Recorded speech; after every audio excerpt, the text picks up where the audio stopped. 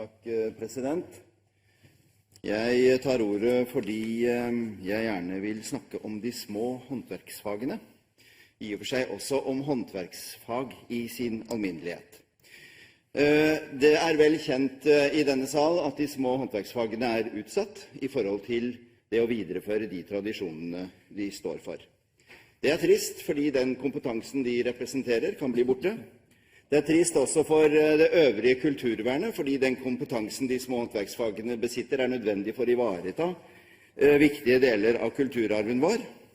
Og det er trist fordi den kunnskapen som de små håndverksfagene representerer, og den måten vi behandler dem på mange måter også sier noe om hvilken status vi ser på yrkesfag med generelt.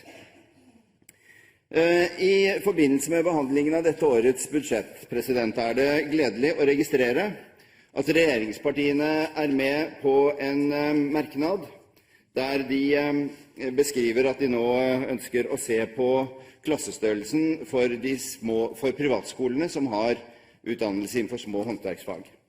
Det håper jeg betyr gode nyheter for flere av disse skolene, blant annet for Hjerleid videregående skole, som har slitt med å få til et smedfag, for eksempel. Dette er et første trinn i forhold til flere grep som må gjøres hvis man skal imøtekomme håndverksfagenes behov.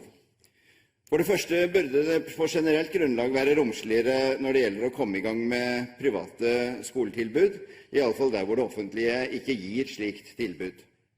For det andre så bør det åpnes for andre normer for studieløp og klassestørrelse. Det dreier seg om å akseptere færre elever, men det dreier seg også om å akseptere lengre utdanningstid. Den ordningen vi har i dag, med at alt skal presses inn i 3 års moduler, er et studieløp eller et utdanningsløp som er laget ut fra de teoretiske fagenes premisser.